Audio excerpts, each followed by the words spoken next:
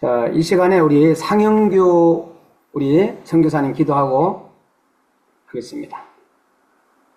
거룩하신 아버지 하나님, 우리가 작은 것 하나를 놓쳤을 때 하나님의 신임을 얻을 수가 없고 더 큰 것을 향한 복의 통로가 되지 못하는 부분들을 성경을 통해서 많이 보았습니다. 우리 선교 현장, 사역의 현장에서 하나님께서 보여주시고 맡겨주시는 작은 일에 충성하는 저희들 되게 하여 주시옵소서. 오늘 기 쓰시는 오성종 교수님을 세워주셨사오니 이 시대에 우리가 깨어 기도해야 할 일이 무엇이며 우리나라가 바르게 성경적인 원리로 설 수 있는 근본을 세워나갈 수 있도록 말씀하여 주시옵소서. 예수님의 이름으로 기도드렸습니다. 아멘. 아멘. 지난 시간 이어서 우리 오성종 교수님 계속 이어서 강의해 주시는 걸로 하시겠습니다. 우리 오순정 교수님 나오실 때 박수, 네. 교수님 나와주시기 바랍니다. 네, 잘 들리시죠? 동성애에 대한 신학신학적, 영성신학적 고찰이라고 하는 제목의 논문을 제가 썼는데, 이것을 이제 A4용지로 37회 이제 쓴 거예요. 이것이 책으로도 이렇게 논문집을 젠더 이데올로기에 대한 심층 연구인가 하는 그런 제목 아래 이 동성애 관련된 여러 논문들을 실어가지고서 출판을 했는데 그 안에 들어가 있습니다. CLC 출판사에서 나왔습니다. 그런데 제가 처음에 말씀을 드린 대로 이 동성애 문제에 대해서 의학적으로 고찰할 수가 있고 사회학적으로 고찰할 수도 있어요. 그리고 성경적으로 고찰할 수도 있어요. 근데 저는 특별히 신학적으로 동성애에 대해서 구약에서도 여러 교훈이 있고 경고도 있고 동성애자들은 그게라 이건 하나님께서 가진 여기신 것이다. 그렇게 좀 많이 나와 있죠. 그런데 신약에서는 우리가 지금 신약 시대에 살고 있어요. 그러면 신약 시대에는 또 다른 면이 있거든요. 그 사람들 다 포용하고 용서해주고 하나님께서는 모든 사람들 다 사랑하시니까 또 우리들도 모든 사람들을 하나님이 우리를 사랑하시고 용서하시는 것처럼 그 사람들을 다 돌봐주고 받아줘야 되느냐 하는 그런 문제가 있을 수 있거든요. 그래서 제가 신학적으로 좀 다루고 그리고 영성신학적으로 왜 그러냐 그러면은 이 부분 이런 관점에서 다룬 논문들이 거의 아마 없을 거예요. 근데 제가 이것을 다룬 것은 제가 이렇게 연구를 하면서 보니까 예, 이 동성애 문제는 영적인 문제예요. 어, 단순하게 어떤 성적인 독특한 이 성향, 취향이 있는데 이것을 받아줄 것이냐, 이게 선천적이냐 아니냐 이런 문제도 있지만은 그러나 이것이 영적인 문제라는 거죠. 어, 그리고 영적인 문제니까 하나님은 영적인 문제를 얼마든지 해결할 수가 있는 거고, 그리고 악한 영의 역사로 말미암아 이런 것이 발생이 됐다고 한다면 그 악한 영을 추방을 하면 되는 거거든요. 예수 그리스도 이름으로 추방하고 예수님 내 마음속에 중심에 모셔드리고 나의 가치관, 세계관 속에 받아들이는 거죠. 그러면 문제가 해결이 될 수 있다. 치유가 될 수 있다. 회복이 될 수 있다 하는 그런 관점에서 이제 바라보는 것입니다. 제가 37페이지까지 쓴 논문인데 그 중에서 26페이지부터 시작해가지고 동성애 문제에 대한 복음적 영성 신학적인 진단과 대안이라고 하는 소 제목 아래 제가 쓴 부분을 제가 쭉 읽어드리도록 하겠습니다. 첫 번째로 우리는 복음의 빛 속에서 그리고 예수 그리스도의 이름으로 동성애자를 알아봐야 된다는 것입니다.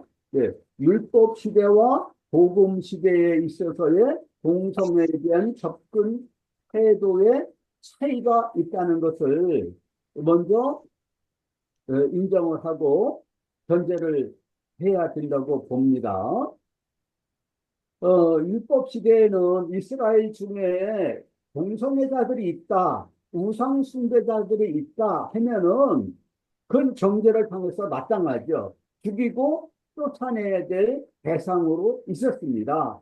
그래야지 이스라엘 선민 공동체의 성결이 유지된다고 경계를 했었습니다. 그런데 신약 시대에는 어떠냐? 율법 시대와는 다른 면이 분명히 있는 거죠. 율법 시대는 어떻습니까? 이스라엘은 신정 정치 체제 시대였어요. 그래서 신정 정치가 뭡니까? 종교와 정치, 사회 모든 것이 하나다 이거죠. 기준은 뭐냐? 그러면 율법이다 이거죠. 오늘날도 이슬람교 사회에서는 뭐 샤리아법이라고 있지 않습니까?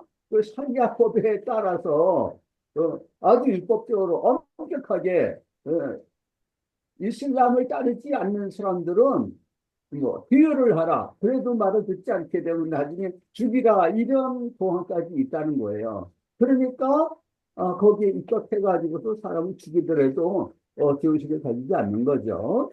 그러면은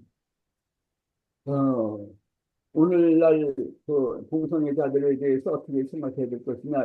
미국에서 아주 가격한 근본주의자들이 좀 있습니다. 그 사람들은 동성애자들을 새들어서 살고 있는 집에서 쫓아내고 집에 방어하는 일도 있었다고 그래요. 아주 폭력적인 언사를 사용을 하고 구타하고 살해한 일도 있었다는 것입니다. 중세 시대 때는 종교 재판을 하고 마녀 사냥을 했었죠.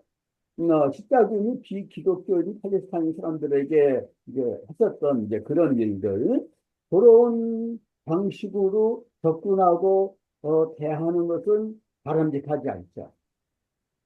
그건 오히려 복음의 문을 닫아버리는 결과가 될 수 있는 거죠. 그건 율법 시대가 아니고 복음 시대. 이것은 우리가 다 알겠습니다. 예수님이 나사렛 회당에 가셔서 이사야서 61장 1절 2절을 말씀 펴서 읽으셨어요. 그의 성령이 내게 이렇게 말씀하시며 가난한 자들에게 복음을 전하게 하시려고 내게 길을 부으셨습니다. 이런 말씀 인용을 하셨어요. 지금은 복음 시대라는 거죠. 누가복음 16장 16절에 보게 되면은 율법과 선지자라는 말은 구약을 가리켜서 당시에 구약이라는 말을 쓴 사람 아무도 없었습니다. 율법과 선지자, 그냥 성경이라고 말했을 때는 구약을 이제 가리켰었죠. 율법과 선지자는 요한의 때까지요. 그 이후로는 하나님 나라의 복음이 전파되어서 사람들이 그리로 취입해 들어간다 그랬어요.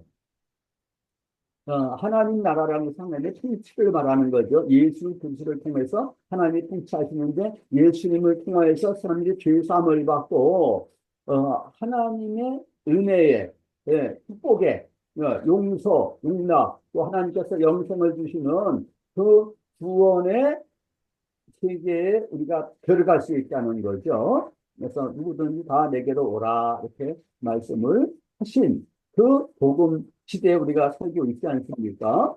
요한복음 1장 17절 말씀을 보게 되면 개조에서 율법은 모세를 통해서 주셨지만은 은혜와 진리는 예수 그리스도로 말미암았다 이렇게 말씀을 했습니다. 로마서 6장 14절 15절에서 우리는 율법 아래 있지 않고 은혜 아래 있다 이렇게 개조해서 말씀을 주셨습니다. 고린도서 1장 2절에서 보라 지금은 은혜 받을 만한 때요 구원의 날이라 이렇게 말씀을 하셨습니다. 또 지금은 성령 시대다 이렇게 말할 수 있어요. 구약 시대하고 좀 다르죠. 요한복음 7장 30절에서 39절 말씀을 보게 되면은 누구든지 목마르거든 다 내게로 와서 마시라. 성경의 이름과 같이 그 배에서 생수가 강하게 흘러나리라. 이는 그를 믿는 자들이 받을 성령을 가르쳐 말씀하셨다 그랬습니다. 그런데 아직 성령께서 제자들에게 계시지 않으셨다 이렇게 말씀을 했어요. 예수님이 내가 아버지께로 가서 또 다른 보혜사를 너에게 보내리라. 그는 너희와 함께 계실 것이고 너희 속에 계실 것이다. 이렇게 말씀을 하셨습니다. 고린도 후서 3장을 보게 되면은 지금은 율법을 가지고서 사역하는 때가 아니라 그랬습니다. 의문의 율법, 이렇게 말씀했죠. 의문. 그래서 죽게 하는 의문의 율법을 가지고서 사역을 하는 시대가 아니고 성령으로 사역을 하는 시대다 이렇게 말씀을 했습니다. 로마서 8장 1절에서 4절에 보게 되면은 우리 그리스도인들은 어떻게 성결 생활을 할 수가 있느냐, 어떻게 육신의 정욕을 제어를 하고 죄를 극복할 수가 있느냐, 이것은 우리 힘으로서는 할 수가 없다는 거죠. 내가 원치 않는 악을 행한다, 죄를 행한다, 할 수가 없지만은 그러나 성령으로 할 수 있다 이렇게 말씀하셨어요. 육신을 따르지 않고 어떻게 육신을 따르지 않을 수 있습니까? 성령을 따르게 되면 육신을 제어를 할 수 있다 이렇게 말씀을 하셨습니다. 성령으로 가능하다는 거죠. 예수님의 제자들도 예수님 말씀을 듣고서 순종하기 어려웠어요. 누가 높으냐? 또 다퉜습니다. 시기했습니다. 아주 그 굉장히 권력에 대한 욕망이 남자들은 특별하게 좀 대단하잖아요. 그런데 성령 충만 받은 다음에는 다 많이 이제 변화가 된 거죠.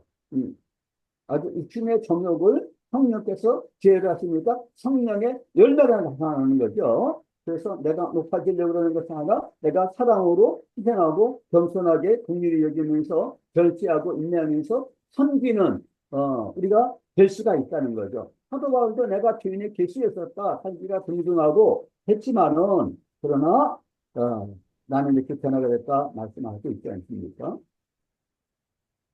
잠깐만요. 제가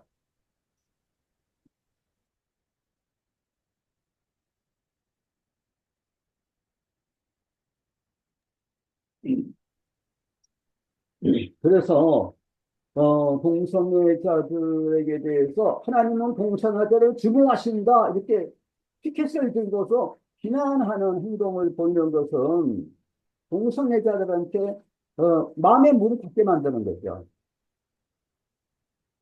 하나님은 동성애자들을 증오하시기도 하지만 또 그 사람들을 불쌍히 여기시고 사랑하시고 회개하고 돌아오기를 원하시지 않습니까?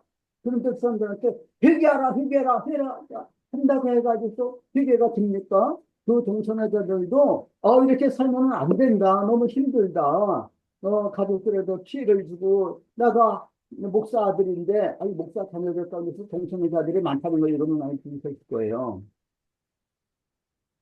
교회 안에도 그런 사람들이 많이 있다 이거예요. 그래서 자살을 시도하기도 하고 그런 사람들이 많이 있으면 실제로 자살한 사람들도 많이 있어요. 어, 이요나 목사님하고 탈동성애자로서 탈동성애 운동하는 데 있어서 아주 대국적인 그런 지도자가 있습니다. 그분이 지금 이제 연세도 많으시고 그런데 젊었을 때 동성애자가 된 거예요. 그래서 쭉 살다가 이제 20대가 후반이 됐는데 집에 고향에 이제 돌아왔는데 어머니가 그러시는 거예요. 예, 너 나이도 차고 그랬는데 결혼도 해야지. 근데 자기가 고백을 한 거예요. 어머니 저는 여자하고 결혼할 수 없어요. 왜 여자하고 결혼 못 하느냐? 말씀을 드렸어요. 그랬더니 어머니가 충격을 받고 비슷한에 가가지고서 목매달아서 자살하신 거예요. 근데 어, 그 누나가 예수님을 믿는 사람이에요. 선교로 해가지고서 열심히 교회 다니고 여의도 순복음교회도 다니고 그런 자기가 변화를 받고 싶어졌지만 안 되는 거예요. 조윤기 목사님을 만났습니다. 그럼 참 이렇게 이걸 내 성향을 고치지 못하고는 어떻게 좋겠습니까? 신학교를 가라고 해서 신학교를 가는 거예요. 근데도 거기서 고치지 못했어요. 일본에 갔다가 거기서도 안 돼가지고서 나는 포기하고 난 안 되는가 보다 그랬다가 그냥 시간에도 제가 말씀 좀 드렸을 것입니다. 그래서 자기 멘토 목사님 만나가지고서 이제 거기에서 자기가 변화를 받았어요. 그런 그 길이 있는데 그 길을 찾아야 되는 거거든요. 어떻게 찾을 수가 있느냐 그러면은 복음으로 성령의 능력으로 그리스도의 예, 그 은혜의 말씀으로 변화될 수 있는 거죠. 예수님의 이름으로 변화되고 치유가 되고 회복이 될 수가 있는데 그것을 알려줘야 되기 때문에 그렇게 될 때까지는 열린 마음을 가지게 만드는 거가 중요한 거죠. 그리스도 예수께서는 죄인을 구원하시려고 세상에 임하셨다. 이렇게 말씀하고 있지 않습니까? 예수님 가는 현장에 붙잡힌 여인을 먼저 정죄하지 않으셨어요. 그 정죄하는 사람들한테 죄 없는 자가 먼저 돌로 치라. 다들 떠났어요. 예수님이 나도 너를 정죄하지 않는다. 응. 이제 가라 그러지 않았어요? 다시는 죄를 짓지 말라 그러셨어요. 이 접근 태도가 너무 중요한 거거든요. 예수님은 죄인과 세리의 친구가 되셨는데 바리새인들 서기관들은 예수님의 그 태도가 잘못됐다. 먼저 정죄를 해야 되지 않느냐. 먼저 쫓아내고 구별을 하고 해야 되지 않느냐. 근데 예수님은 그렇게 하시지 않았다는 거예요. 어떤 사람들은 사형리 그 전도 조그만 세척자가 있지 않습니까? 그게 잘못됐다. 먼저 죄를 지적을 하고 율법을 들이대가지고서 너는 회개해야 된다. 하나님 이런 죄를 다 싫어하시고 하나님을 숨기지 않은 것가 죄다. 이런 식으로 접근해야 되는데 왜 사람을 먼저 얘기하느냐. 그 인본주의다. 이렇게 지적하는 사람들이 굉장히 많이 있습니다. 장로교들이 장로교 목사지만은요. 그러면 그런 식으로 하면 전도지 만들어가지고 전도해보라 이거예요. 그게 효과적인가? 응. 그 사령이 전도 책자를 통해서 전도해가지고서 쓸 수 있어서 다 그렇게 하지 않습니까? 그 사람들이 회개 안 합니까? 그렇게 하죠. 할 때에 주님께 헌신하고 제자 훈련시키고 그렇게 하지 않습니까? 그래서 헌신해서 목사도 되고 선교사 된 사람들이 부지기수 아닙니까? 그냥 꼬투리 잡아가지고 교리적으로 접근을 하고 하는 거가 이게 바람직한가 그런 생각이 제가 좀 들어갑니다. 아, 그래서 어떤 혐오감을 가지고서 그런 표정, 행동을 하면서 동성애자들 접근할 때 그들은 취할 수가 없어요. 그렇게 계실 수가 없습니다. 그래서 야고보서 3장 9절에서 11절에 보게 되면은 욕하고 저주하는 행위를 가지면 하나님 형상으로 짐을 받은 인간을 대하는 태도가 아니다. 응? 그래서 지나친 논쟁을 일단 삼가는 것이 필요하고 온유한 마음을 가지고서 거역하는 자들을 좀 그렇게 권면을 하라 이렇게 말씀하고 있지 않습니까? 목회자들은 율법적인 설교를 하고 율법적인 태도를 가지고 유학교로 교인들을 다루는 경우가 종종 있어요. 그건 전혀 바람직하지 않죠. 긴장만 일어나고 교회에서 참 그런 일들이 많이 있습니다. 그래서 좀 뭐 목사님들이라든가 장로님들이라든가 다 선물이 있죠. 선물이 있는데 그걸 무조건으로 다 감싸주자는 것은 아니지만은 그러나 선물을 계속해서 지적을 하게 되면은 어떻게 되겠습니까? 너는 어떠냐? 이지 않겠습니까? 그렇게 하게 되면 분쟁만 일어나는 거예요. 디모데후서 2장 25절 26절을 보게 되면 거역하는 자를 온유함으로 훈계할지니 또 하나님이 그들에게 회개함을 주사 진리를 알게 하실 거 아니요 그들로 깨어 마귀의 온유에서 벗어나 마귀의 온유에 빠졌다 이거죠. 하나님도 사로잡힌 바 되어 그 뜻을 따르게 하실까 합니다. 이것이 우리가 동성애자들에게 대해서 가져야 될 기본 태도가 아니겠는가 생각을 합니다. 또 실제에 있어서 동성애 성향을 스스로 선택했다는 사람이 없다는 거예요.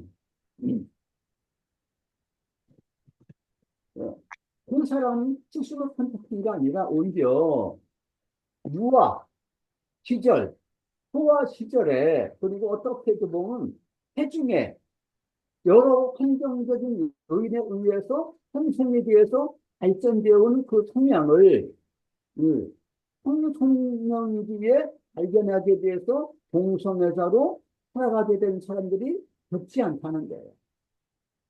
이게 이제 실제적으로 그런 식으로 이제 탈동성애자가 돼서 발전하는 사람들이 있는 겁니다. 그래서 이걸 뭐 선천적이다 이렇게 말하기는 좀 어렵다고 봐요. 선천적이라기보다는 사실은 결국에는 자기가 이제 선택했다고도 볼 수가 있는 거죠. 선택하는데 자기가 또 선택했다기보다도 로마서 7장에도 그러지 않았습니까? 내가 원하는 선을 행하고 원치 않는 악을 행하지 않기를 원하지만은 할 수 없다는 거예요. 내 속에 거하는 죄가 그랬어요. 죄가 나를 그렇게 이끌어간다. 마귀가 이끌어간다 하게 되면 이제 마귀론이 되는 거예요. 그런데 그 성화론에 있어서는 죄론이 돼야 되는 거거든요, 먼저. 그래서 죄의 능력, 그냥을 얘기를 하는 것입니다. 그래서 이제 호기심에 동성애자 웹사이트에 들어갔다가 동성애에 빠지게 되는 사람들이 많아요.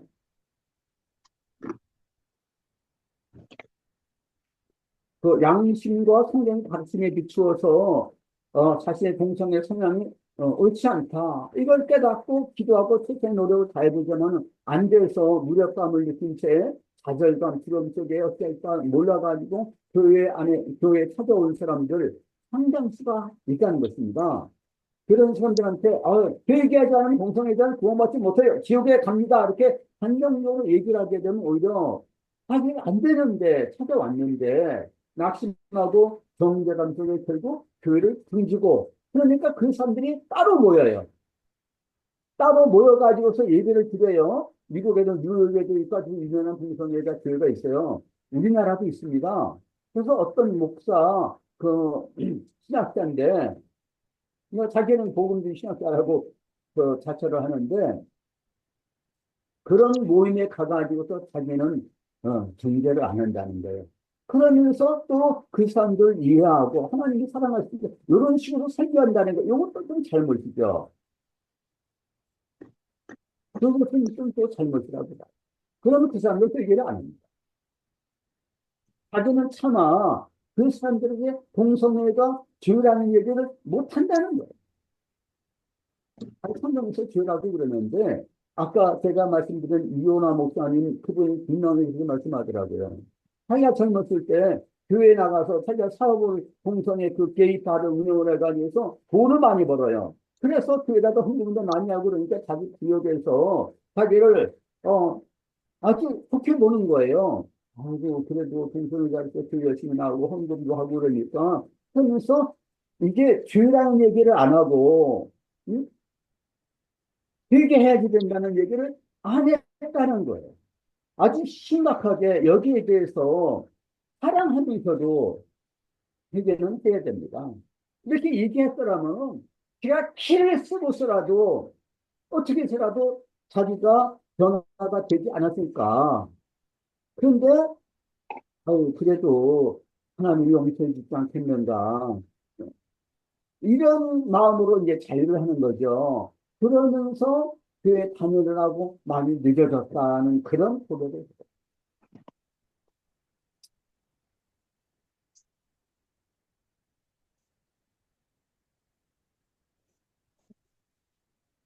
어, 동, 예,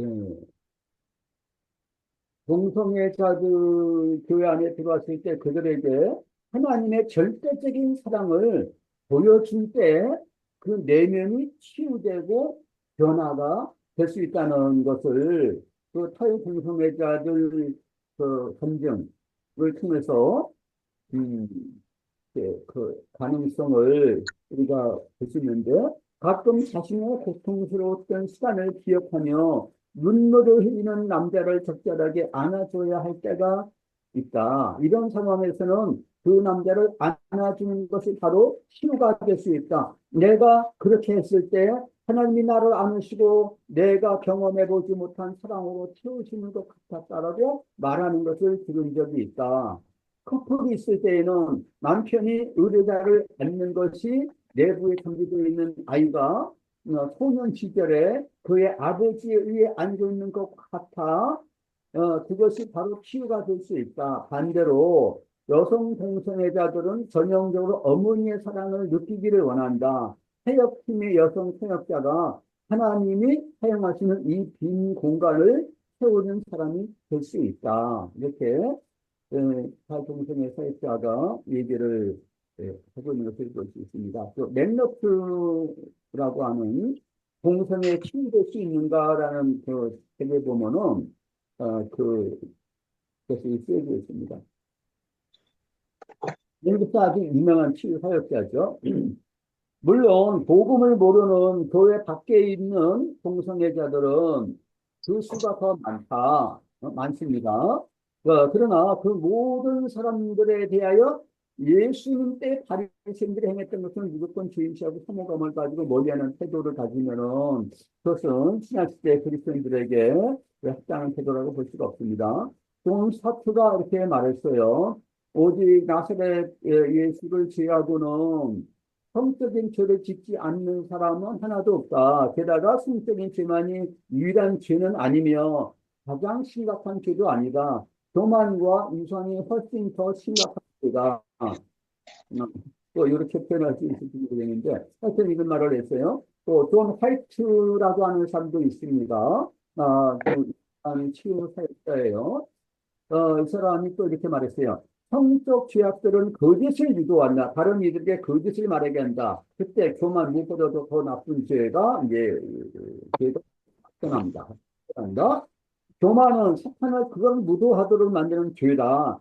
바울이 고린도전서 6장에서 동성애자들을 불의한 자들의 범죄에 포함시킬 때 바로 앞에서 신자들이 세상 법정에서 소송을 제기하는 자들을 불의를 행하는 자들이라고 지칭하였다. 여기서 본문 중 전자가 후자보다 더 악한 자라고 해석하는 것은 바울의 의도가 아닐 것이다. 사실 이 말은 맞는 거죠. 한편 여기서 한 가지 간과해서는 안 될 점은 전혀 회개하는 마음이 없고 부끄러움과 죄의식이 없는 동성애자들 또 다른 음행하는 자들은 겉으로 마음이 교만하고 강팍한 것이 특징인 것이라는 사실입니다. 그 사람들 부끄러움을 잘 몰라요. 그러니까 퀴어 축제 같은 데서 보게 되면 굉장히 음란한 행동을 많이 하지 않습니까? 왜냐하면 성적인 타락은 양심을 더럽게 만들기 때문입니다. 구약일 때 그렇게 말씀하고 있지만은 신약에서도 마찬가지예요. 죄는 자기를 더럽게 하기 위해 특별히 은행이 그 사람을 더럽게 만드는 겁니다. 갈라디아서 5장 19절 이하의 말씀을 보게 되면은 육체의 일은 현저하니 음행과 참 이적인 것은 음행입니다. 음행과 더러운 것과 호색과 이렇게 시작하는 것을 보십니다. 그것은 더러운 것을 뭐 해커 이렇게 침투해갔을 때 보면은 굉장히 그 더러운 그 행동을 하지 않습니까? 왜 그러냐 그러면 수치를 모르는 거예요. 왜냐면 마음이 더러워졌다. 그걸 모르는 거예요. 그래서 그런 사람들이 참 회개하고 성령이 역사하시기가 참 어려운 거라, 이거. 그래서 그러한 대상의 사람들에게 대해서 우리는 하나님과 예수 그리스도께서 보시는 눈으로 긍휼과 사랑, 관용, 인내심을 가지고서 그들에게 대하고 위해서 기도해야 됩니다. 성령의 역사가 나타나야 되는 것입니다. 그런데 반면에 그 동성애를 옹호하는 기독교인들이 있어요. 목회자들도 있고 신학자들도 있습니다. 그 사람들의 비복음적인 그런 태도, 이해, 행태에 대해서 우리는 어떻게 복음적으로 대할 것이냐 하는 문제예요. 제가 지난번에도 말씀드렸나? 그 용인 신갈에 여주공 목사님이라고 아주 목회 잘하시는 목사님이 계셔요. 그 목사님이 미국에 가서 이제 대학을 다니고 남침여교 신학교를 공부를 하고 난 다음에 박사 과정을 공부를 하려고 신학학을 공부하려고 프린스턴 신학교를 찾아갔어요. 그 학교는 전통적인 아주 장로교 신학을 가르치는 신학교인데 지금은 많이 이제 복음지라고 보기는 어려워요.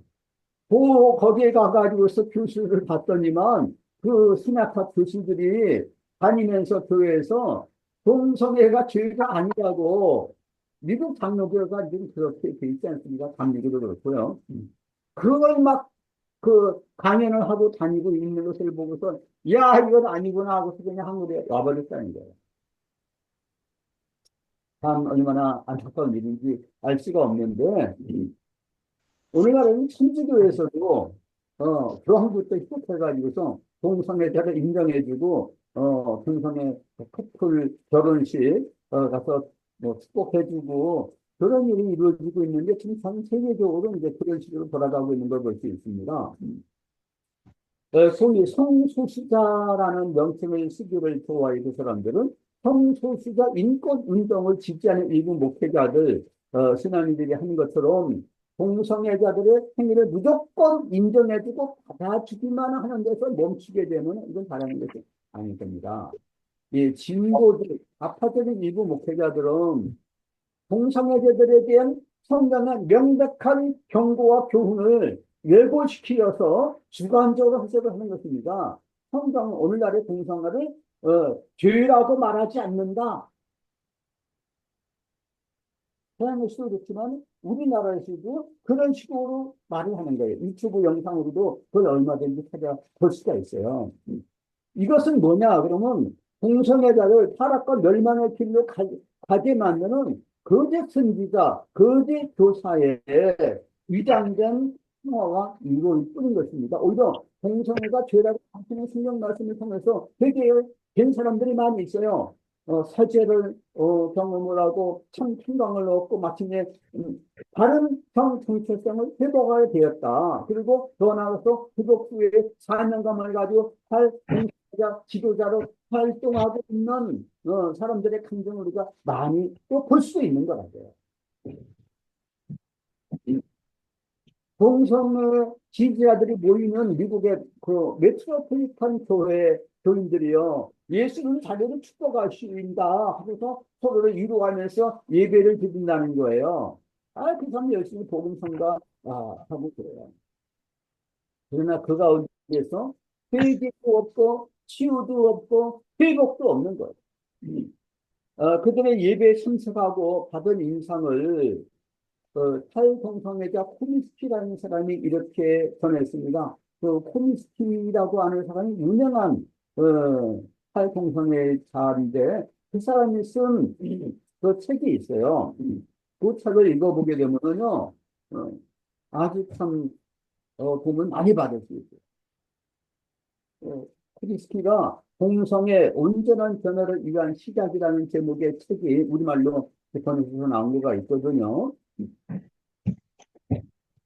근데 뭐라고 말하느냐면 그 메트로폴리탄 그 교회 그들은 예수님을 찬양하기보다는 자신들의 동성애자 성향을 높이 축소하기 위해 더 열심히 했다. 그들의 동성애는 더 이상 주니까 맡겨지지 않았고 개인의 권리로서 당당히 내세워졌다. 그들의 신앙에는 성령의 교통하심이 심하게 결핍되어 있었다.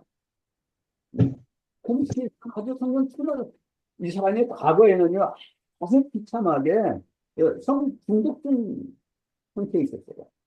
자기 과거에 대해서 이렇게 간증하는 그 장면이 나와요. 근데 주님이 자기를 완전히 치유해 주셔서 자기 참 성령 충만한 사람이 됐고 이걸 주님과 동행하는 사람이 되었는데 또 동성애를 이해를 하면서도 어떻게 그들에게 접근하고 그들을 치유의 길로 회복의 길로 인도할 수 있을까 하는 것에 대해서 구체적으로 여러 가지 노하우를 알려주고 있는 것을 볼 수 있습니다.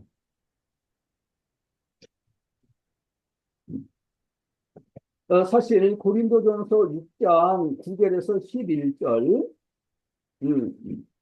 또 보게 되면은 동성애가 죄라고 얘기를 하죠. 로마서 1장 16절에서 32절에도 보면은 복음을 얘기하다가 인간은 죄인이다. 그런데 동성애자들이 있는데 이것도 죄다 이렇게 말하지 않습니까? 이것은 단순하게 정죄하기 위해서 말하는 게 아니죠. 이런 죄인데 이러한 상태에서 돌이키고 회개하고 복음을 통해서 새롭게 될 수 있다 하는 것을 말씀을 하고 있는 거죠. 기독교 성소수자 인권 운동가들은 특히 이제 성소수자들의 인권을 보호해주고 차별하지 않게 해줘야 된다는 명목 아래서 복음으로 깨우치고 양육하고 경고하고 징계하는 목회자적 사명을 전혀 하지를 않는 것입니다. 우리나라에서 있는 대표적인 교회가 신림교회라고 있습니다. 기장교회인데 아주 사회복음 열심히 주장하고 그러는 교회죠. 그 교회 목회자들이 특별하게 좀 그렇게 합니다. 그들은 무엇보다도 확실한 근거도 없이 동성애 감정과 행위가 선천적인 원인에 의한 것으로 그대로 받아들이고 현재의 모습으로 긍정적으로 살라고 격려를 해주는 것입니다. 그러나 그렇게 함으로써 회개와 치유의 기회를 사전에 포기하게 만들어요. 범죄와 심판의 길로 가도록 방조하는 결과를 가져다 줄 뿐입니다. 동성애는 대부분 환경적 영향으로 나타나는 것이고 치유가 될 수 있고 길이 있다. 이런 기대와 희망을 가지게 만드는 거가 너무 중요한 거죠. 동성애자가 기독교인이라고 한다면 복음과 예수 그리스도의 이름과 성령으로 얼마든지 치유와 회복이 가능하다고 믿도록 도와주는 것이 우선이 되어야 되겠습니다. 예수 그리스도를 영접한 상녀 또 강도에게 우리 주님은 사죄와 평화와 를 주셨습니다.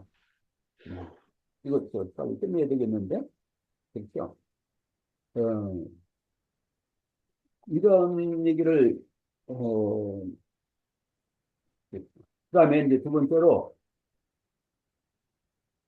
세상과 세상 풍속의 정체성을 간파하고 환경적인 세계관과 가치관과 문화를 세우는 것을 우리가 힘써야 되겠습니다. 지금 동성애 반대 운동을 하는 목적이 그거 아니겠습니까? 사람들이 잘 모르는 게 젊은 사람들이요. 동성애 괜찮다 생각하는 사람이 절반 이상입니다. 그 연예인 가운데서 홍모 씨 있지 않습니까? 지금 뭐 KBS부터 시작해서 여러 그 TV 채널에 그 나와가지고서 패널 역할을 하고 있는데 그 사람이 연예 감각이 뛰어난 사람이에요. 그래서 그 사람이 일을 잘하니까 PD들이 자꾸 섭외를 해가지고서 여기저기 세우는 거예요. 그 사람이 그 카밍아웃한 동성애자 아닙니까? 그 사람이 자기 그 자설전도 만든 거가 있어요. 지금도 나는 금지된 사랑을 설렘으로 어떻게 한다 그런 제목의 책이 있습니다. 제가 자기가 파란 사람인데, 예, 그 유부남이에요. 근데 그 사람이 또 동성애 성향을 가지고 있는 거예요. 그 사람은 사랑해가지고서, 교제를 하다가 그 사람이, 우리 아내가 한 주간 동안 어디 가 있으니까 내가 여친 불편하니까, 여기 오라고 해가지고서 한 주간 동안 아주 그 즐거운 시간을 가졌다는 거예요. 그것을 책에서 아주 적나라하게 묘사를 하고 미화를 시키고 책을 냈는데 사실서 이제 문제가 많고 그렇게 문제시하고 그러니까 그 책을 아마 다 없애버린 모양인데 그 책이 어, 그, 그, 어, 염한섭 원장이라고 그분이 아주 공성애가 이런 죄다는 것을 분명히 잘 지적을 하시는 분인데 그분 유튜브에 가보면 그게 밝혀지고 있습니다. 그런데 그 그런 TV에서 뭐 결혼 말고 동거 이런 제목의 그 프로그램도 있어요. 거기에 출연해가지고서 자기 얘기를 하는 거야.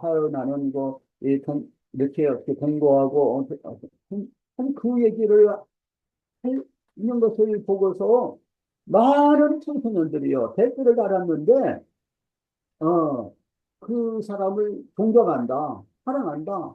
또 그 사람은 굉장히 인성이 좋대요. 그래서 칭찬하고 하는 사람들이 얼마나 많은지 모릅니다. 전국적으로요. 청소년들이 그래서 그 사람도 교회 다니는 사람이에요. 그래서 그것을 미화를 시키고요. 근데 그 사람도 중학교 때 자기 동급생 친구 3명한테서 이제 성폭행을 당했다는 게 남학생들한테서. 그때는, 어, 피동적으로, 강제적으로 이제 그런 일을 당했어요. 그렇지만은 그 이후에 자기가 중고등학교 다닐 때 300명의 자기 친구들 자기 선배들한테 선배들 300명 사람들하고 관계를 가졌다는 거예요. 그건 아주 공개적으로 반면에서 자기가 그 얘기를 했어요. 그, 이것이 세상 풍속이 되가고 있습니다. 그 젊은 사람들은 어떠냐? 그 이스라엘에서도 텔아비브가 있지 않습니까? 텔아비브에서 그 퀴어 축제를 가지는데 엄청나게 세계 동성애를 모여서 축제를 합니다. 우리나라에서도 뭐 대구나 뭐 서울에서나 이게 축제를 하고 그러는데 그 청소년들은요 그걸 왜 반대를 하느냐 이렇게 생각하는데 그런데 우리 기독교인들이 앞장서 가지고서 동성애가 왜 잘못된 것인지 왜 포괄적 차별금지법이 제정이 되면 안 되는지에 대해서 시위를 하고 홍보를 하고 유튜브 영상을 보여주고 이렇게 하게 되니까 사람들이 그 이제서 깨달아는 거예요. 야, 이건 안 된다. 해가지고서 지금에 와가지고서는 국민들이, 야, 기독교인들이 잘한다. 하기는 기독교인이 아니지만은 저 사람이 잘한다고 박수를 쳐주고 있는 거예요. 지금 100만 명 우리 기독교인들이 서울에 모여가지고서 시위를 하고 예배드리고 하지 않았습니까? 하나님 놀랍게 이 분위기를 바꿔주고 있는 거예요. 최강 목사가 오라고 온다고 그랬는데 연락이 없네. 그래요? 그래서 주영각이네. 순서 운동지. 문화 우리가 이제 우리가 아까도 이제 통성 기도할 때 참 이 통성의 청소년들한테 유해한 그런 그 문화 이런 것들을 다 이제 그런 것들이 물러나게 해달라고 하는 기도 제목이 있지 않았습니까? 이건 영적인 현상이에요. 이게 영적인 투쟁을 해야 됩니다. 그래서 이런 일에 참 앞장서고 있는 분들, 정말 그들을 위해서 우리가 기도하고, 헌금도 하고, 저도, 이제, 부산대학교 김원평 교수님, 그 일에 앞장서고 있지 않습니까? 그분하고 제가 종종 이제 만나고 그랬는데, 그분이 나와가지고서 국회 앞에서 1인 시위를 하는데 좀 앞에 나와서 됐습니다 해가지고 제가 가서 1인 시위를 했어요. 시위를 하면서 이제 대담을 좀 한 것을 또 매스컴에다가 보여주거든요. 제가 한번 거기 한 적도 있었어요. 그 많은 교수들, 목회자들 거기에 가가지고서 동참하고 그러는데 뭐 이재훈 목사님이라든가 그런 분들도 거기에 나가가지고서 이 시도하시고 그랬는데 이런 필요가 있다고. 그러면 교수님 왜 저렇게까지 하는가? 알고 보니까 이건 안 되는 거예요. 이건 정말 속이는 거로구나. 동성애에 대해서 강의. 가정을 동성애에 대해서 예. 보고 이건 거짓이구나 하는 것을 깨달아 알게 만드는 거죠.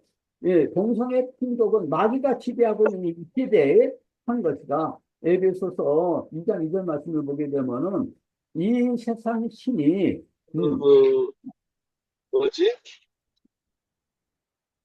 곤약국수 그게 안 들어와 있더라. 풍속을 우리가 따라섰는데 지금은 우리가 다 거듭났다 이런 말씀하고 있지 않습니까? 마귀는 이 세대 풍조를 조장을 하는 것입니다. 로마서 12장 2절에도 너희가 이 세대를 본받지 말라 그러지 않았습니까? 이 세대의 그 풍조, 사람들은 판단을 하지 못하는 기준이 없으니까. 그래서 지금 유행하고 있는 세속적인 성윤리가 있어요. 그 불량서만 하더라도 정식으로 하지 않은 상태에서 자녀를 낳는 일이 90%라고 그러지 않습니까? 우리나라도 지금 그렇게 가고 있는 건 우리가 알고 있지 않습니까? 교환에 있는 청년들도요, 청소년들이 그게 뭐가 죄가 되느냐 해가지고서 그 성경적인 그런 가치관, 성윤리를 따르지 않는 경향이 지금 심각하게 발생이 되고 있기 때문에 우리가 깨어 있어야 되는 거죠. 아, 마귀가 지금 젊은 성도로 하여금 타락하게 만들고 양심이 더러워지는 거예요. 분별력을 잃어버리게 만드는 것입니다. 아, 이거 영적인 싸움이구나. 마귀와의 싸움이구나. 이것을 깨달아 아는 사람은 기독교인들밖에 없습니다.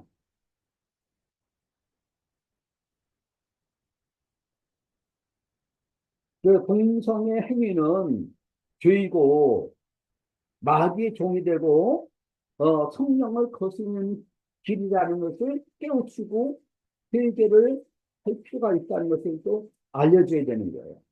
공성애를 사랑, 인권, 사랑으로 하는 것은 그것은 성경에서 금하고 있는 공성애가 아니라는 거예요.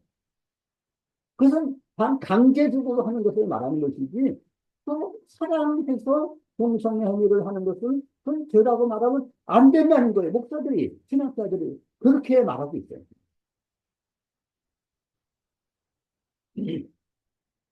그것은 분명히 하나님의 창조 질서를 거스르는 겁니다. 세상과 마귀의 악한 것임을 우리가 판단을 해야 되는 거라고요.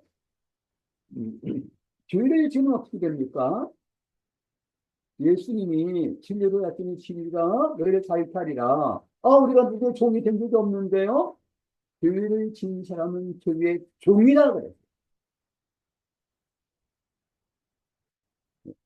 그렇기 때문에 작은 죄라도 오늘 한창희 목사님 그 설교 가운데서 작은 것에 일을 해야 된다 말씀하시지 않습니까? 그래도 작은 죄, 그 에베소서 4장 26절 17절의 말씀을 보게 되면은 분을 내어도 죄를 짓지 말아라 그러면서 해가 지기 전에 이제 분노를 푸라 그랬어요. 마귀가 틈을 푼다 그랬습니다.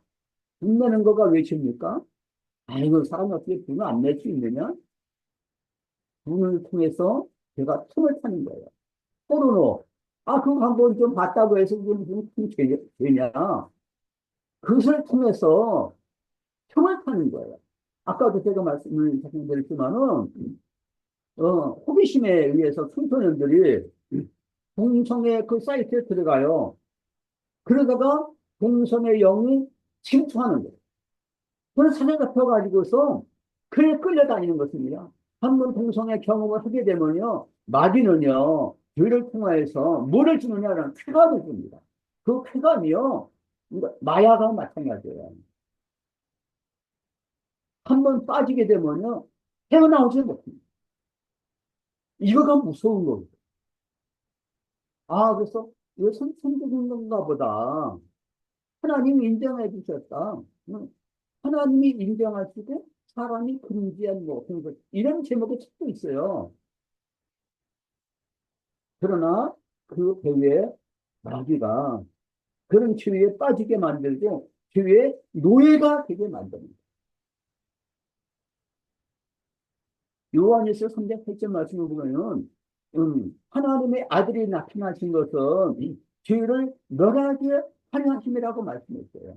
이게 뭐냐 그러면 죄를 진 사람은 죄의 노예가 되기 때문에 죄에서부터 우리를 해방시키고 그리스도 안에서 성령의 인도를 따라서 하나님의 자녀로 자유의 삶을 살도록 하기 위해서 우리 주님이 우리에게 천체를 주시고 다 해방을 주시고 수고하고 무거운 짐진 자라 다 내게로 오라 말씀하시지 않습니까? 그래서 참 자유를 죄에서부터 주시기 위해서 우리 주님이 오셨다고 말씀하고 있지 않습니까? 그래서 회개하고 복음을 믿으라는 것.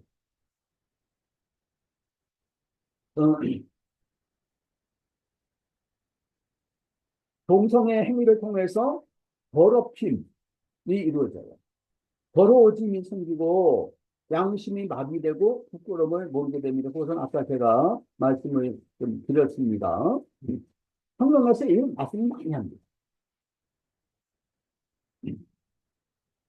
고린도전서 6장 말씀을 보게 되면 창녀와 하는 자는 뭐라고 했습니까? 창녀와 한 육체가 된다. 이건 무슨 말이거든요. 한 번 창녀와 성령을 하게 되면요, 창녀와 한 몸이 되는 거예요. 결혼을 하게 되면은 부부가 한 몸이 된다. 모든 것이 그냥 하나가 돼. 그래서 그 사람에게 있는 모든 육적인 것들, 정욕적인 것들, 모든 그 유전적인 것까지 다 흘려들어오는 거예요. 얼마나 무슨 일인지 이것을 청소년들한테 가르쳐 줘야 되는 것입니다.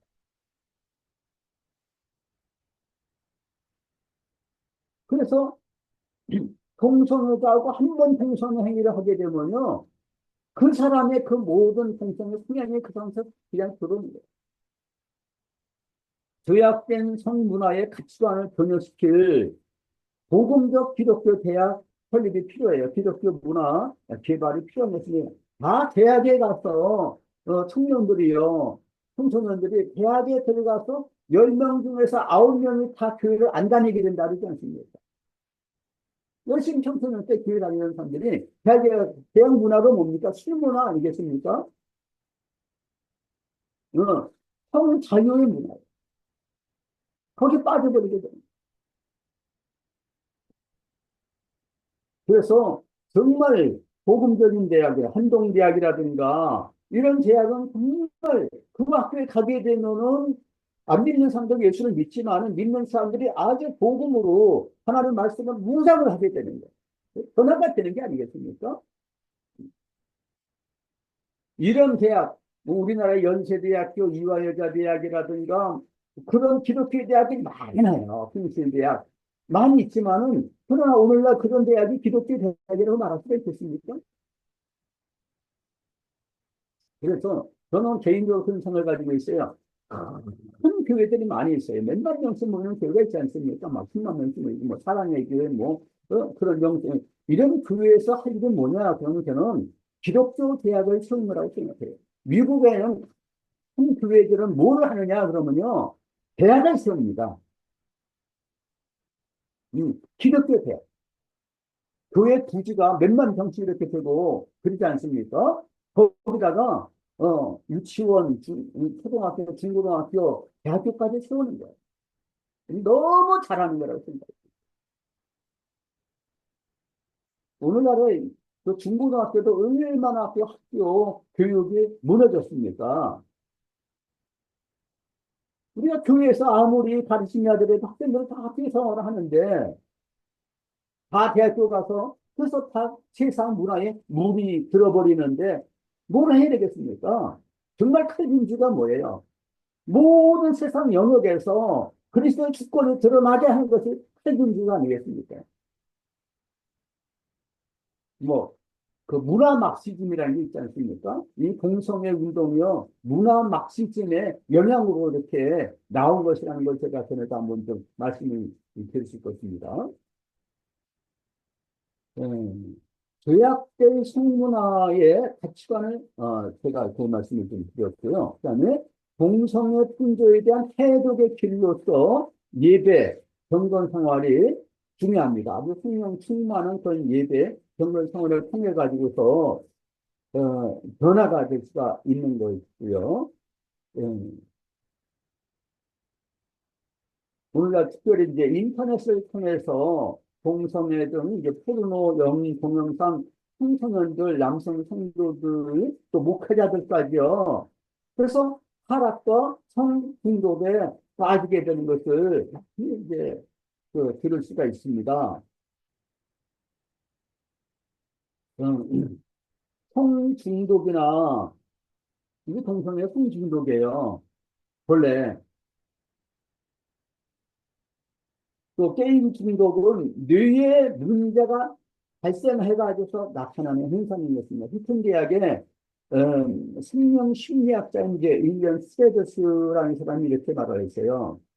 특정 자극에 반복적으로 노출되는 신경 회로가 형성이 된다. 학습이 이루어지는 것이다. 포르노그래피는 영적인 문제이면서 동시에 생물학적으로도 매우 복잡한 우리의 성적 설계에 근거한 육체적 문제이기도 하다. 나는 성적 본성의 복잡성이 가장 잘 드러나는 부분이 바로 우리의 뇌회로 배선이라고 생각한다. 성에 대해 논의할 때 성식비 기관에만 집중하는 경우가 많다. 하지만 성적 갈망과 흥분, 집중, 성적 친밀함에서 오는 한이 등을 느끼는 것이 바로 뇌다.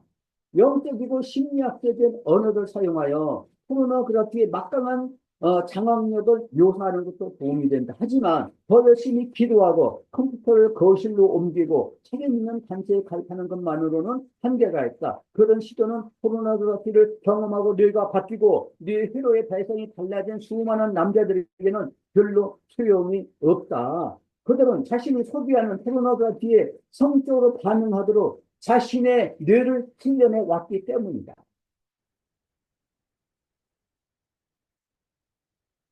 가톨릭에서는 성직자들의 성적 순결과 물질적 성전을 수련하는 수도원 제도가 있습니다.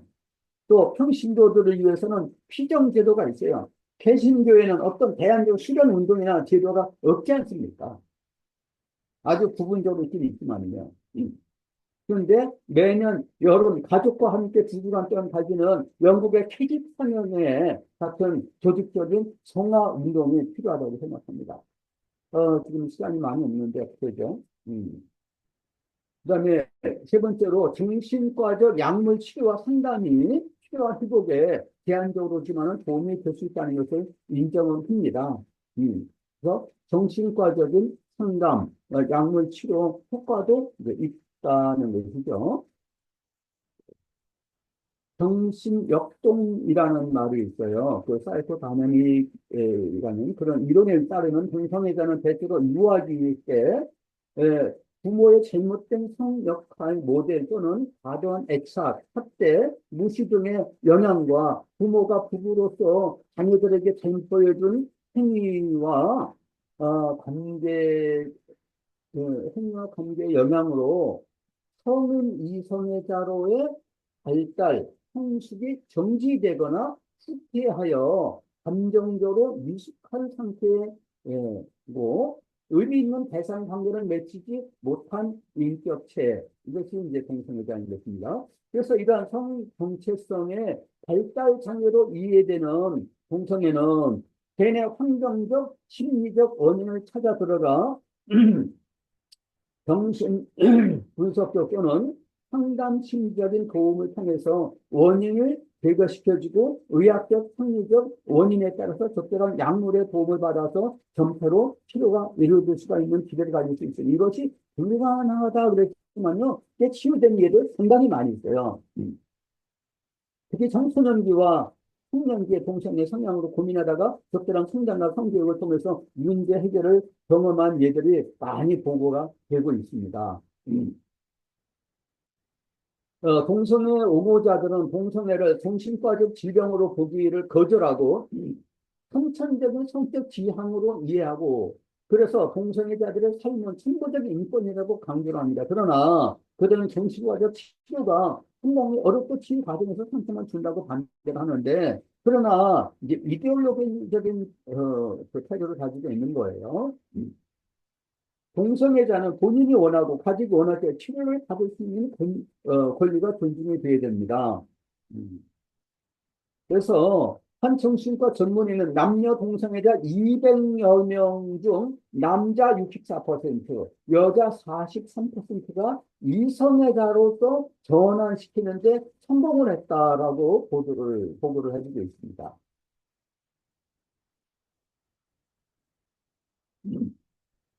또 다른 정신과 전문의는 그 어빈 비버라는 사람인데 동성애는 정신병리학적으로는 치료할 수 있으며 모든 동성애자는 잠적으로 양성애자라는 확신을 이제 피력하면서 강한 동기부여를 통해서 72명의 동성애 환자 중 150시간의 정신과적 치료를 통해서 7%를 350시간 치료를 통해서 47%를 양성애자로 치료해준 성공 사례를 발표한 적이 있습니다. 또 정신과적 상담과 치료의 제한성 그런데 이것은 이제 제한적이에요. 근데 안 되는 사람들이 많이 있다는 거죠. 여기에는 동성애자들에게 있어서 영적인 원인이 배후에 있다는 것을 인정할 필요가 있는 것입니다.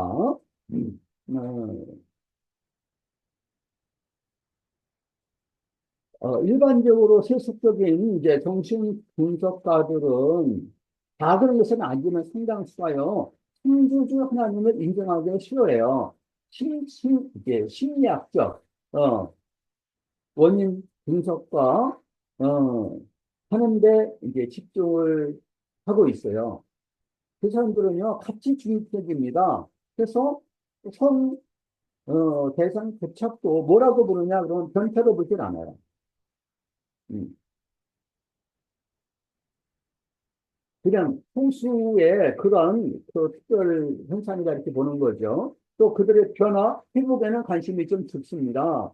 그런 점에서 경건한 그리스도인 정신과 전문의의 상담이 이제 필요한 것입니다.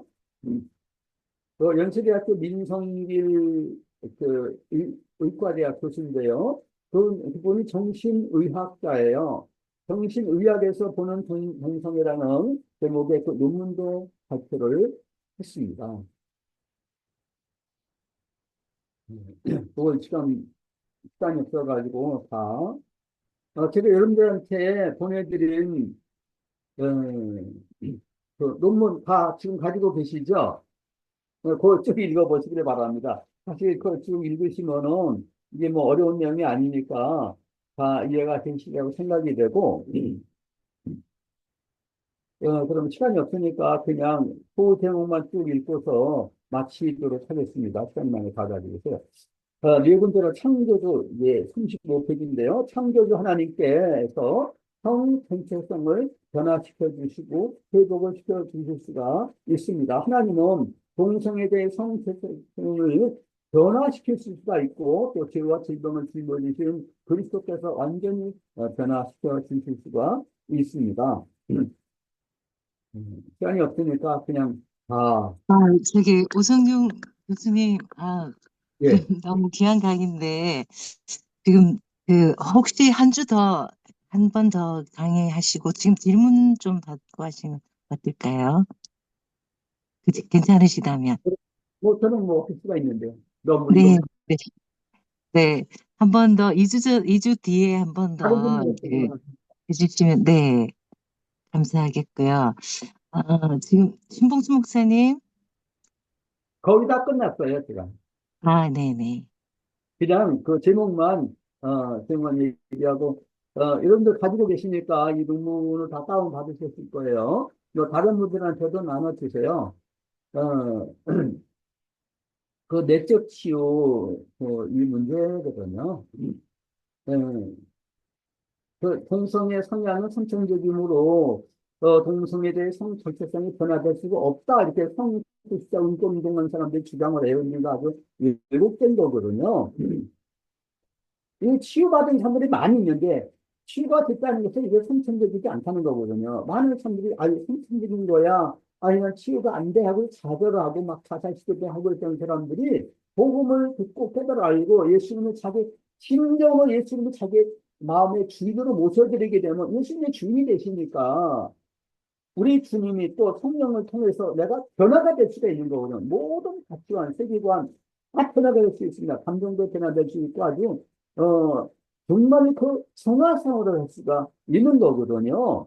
그래서 성령의 열매를 맺히면서 살아야 되겠는데 그래서 이 세상에 그러니까 소금이 되는 거예요.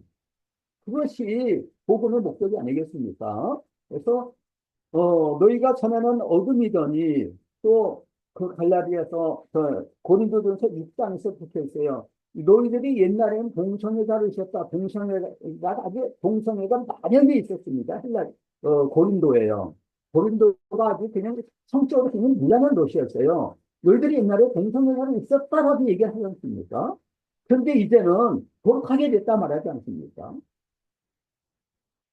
그래서 어, 그, 이 탈동성의 사역자의 그 대부로 불렸던 그 프랭크 워든이라는 사람이 있어요. 이 사람은 뭐라고 얘기하냐면 남성 동성애는 결손된 아버지의 배참을 찾기라는 거야. 어, 뭐 여성도 이제 마찬가지겠지만은 많은 세월 동안 나는 남성성의 긍정을 위해 찾아다녔습니다. 잘못된 데서 그렇게 했을 뿐이었지요. 내가 나의 삶을 전적으로 하나님께 돌려드렸을 때 하나님은 내가 전에는 결코 찾지 못했던 사랑하는 아버지가 되어 주셨습니다. 저도 개인적으로 저희 아버지 얼굴 기억을 못합니다. 아버지 소리를 한 기억이 없는 거예요. 어렸을 때부터. 응. 그런 가운데 살았을 때 정말 아주 극한한 속에서 살고 했지만은 제가 고등학교 2학년 때 예수님을 믿고 영접을 했어요. 그 불광동 그 희양관이라고 거기에서 YFC 집회 때 예수님을 영접을 하고 하나님은 예수님을 영접하고 거듭남의 체험을 가지고 이 세상을 창조하신 그 하나님께서 나의 아버지가 되시는구나. 전에도 교회를 열심히 다녔었지만은 그러나 이것을 내가 성령을 통해서 회개하고 예수님을 내 중심에 모셔드렸을 때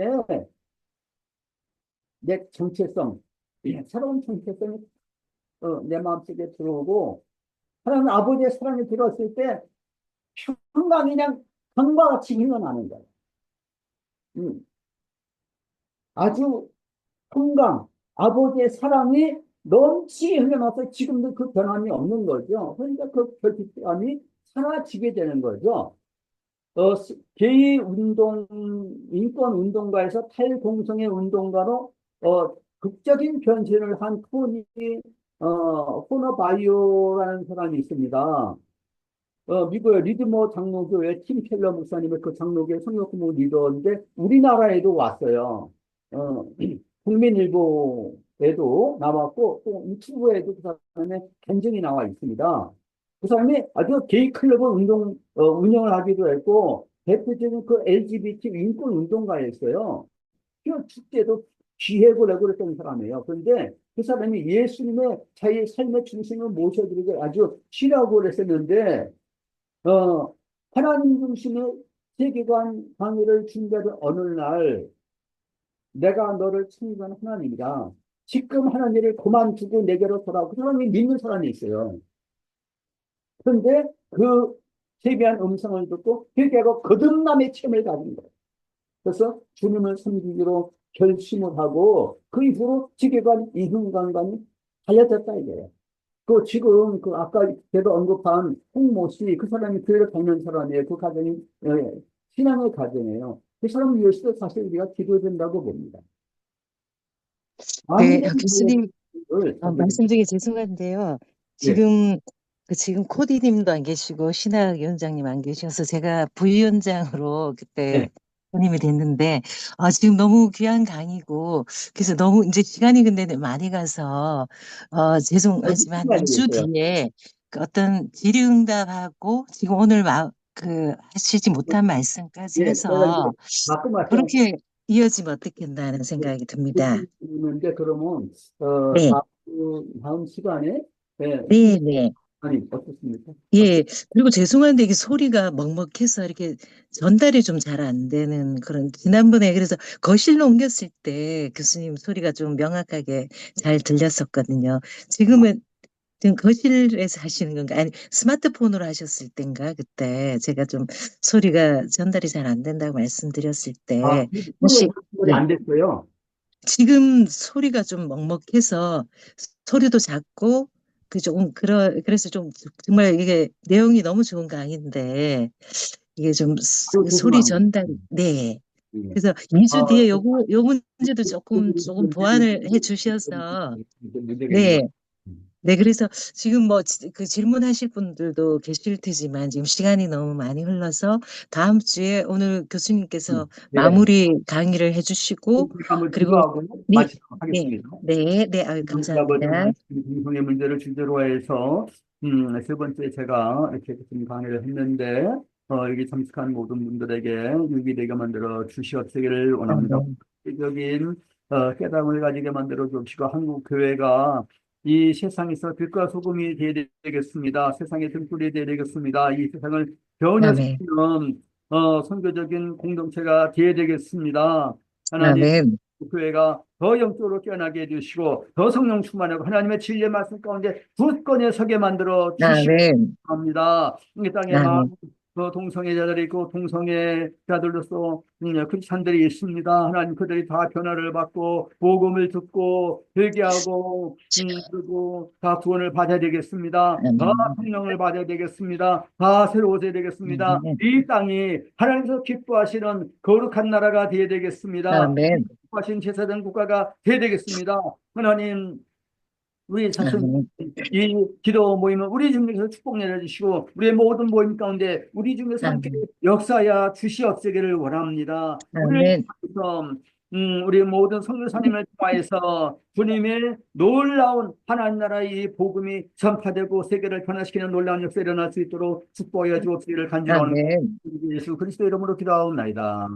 아멘. 아우, 그 교수님 너무 귀한 강의 감사드리고요. 그래서 제가 조금 전에 말씀드린 대로 좀 소리 전달이 좀 잘 안 돼서 좀 그 너무 그러면 귀한 뭐 강의